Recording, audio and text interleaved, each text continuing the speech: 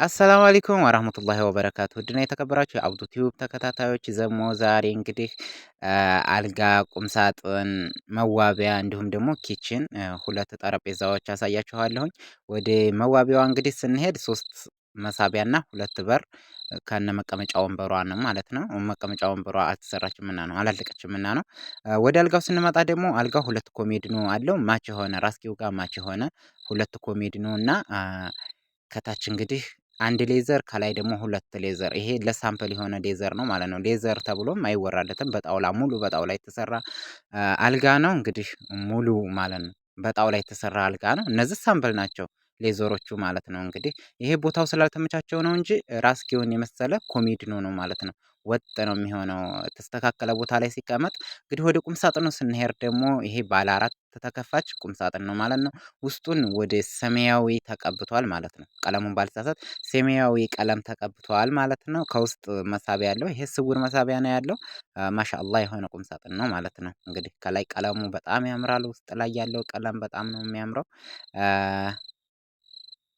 መሃል ላይም ደግሞ እንደዛው ይሄንኛው መስቀያ ነው። ይሄንኛው ደግሞ እንትን ነው ማለት ነው። ከታች ያለው መደርደሪያ ነው። ሁለት መሳቢያ አለው እዚህ ላይ እና ከዳርም በኩል ደግሞ እንደዛው መደርደሪያ ነው። መሃሉ ላይ ብቻ ነው መስቀያ ያለው ማለት ነው። እንግዲህ ይሄ በጣም ያማረ የተዋበ ቁም ሳጥን ነው ማለት ነው የተሰራላት ማሻአላህ የሆነ ነው። ከላይ ያለው ሁለቱም ሁለት በር ተከፋች ነው። ሁለቱ አብሮ ለምንድነው? ኮንፈርት ስለሆነ ትልልቅ ነገር ነውና የሚቀመጥበት እንደዛ መሆኑ በጣም ይጠቅማል ማለት ነው። ወደ ኪችኗ ስንሄድ ደግሞ ይቺ ባለ አምስት ተከፋች ኪችን ናት ማለት ነው። 2 ሜትር የሆነች ማለት ነው። ከታች ከላይ ሶስቱ አብሮ ነው። ከዳርና ከዳር ያለው በር ደግሞ አብሮ ነው የሚከፈተው። ብዙም ካሜራማኑ አልጸዳውም መሰለኝ ብዙም እያሳየኝ አይደለም።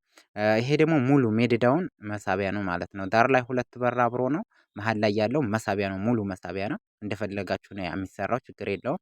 ከዳር ደግሞ እንደዛው ሁለቱ በር አብሮ ነው ማለት ነው። ዳር ላይ ደግሞ ሙሉ በር ነው። ይሄ ሙሉ መስታወት የለውም ማለት ነው። ግን ኪችን ነው። የልጅቱ ምርጫ ነው ማለት ነው። ወደዚች ደግሞ ቀለል ያሉ ቲቪ ስታንድ እና ይሄ ደግሞ ሶፋ ስላላት ጠረጴዛ ነው ማለት ነው። ይሄ ላይኛው ሰፋ ያለው ጠረጴዛ ነው ማለት ነው።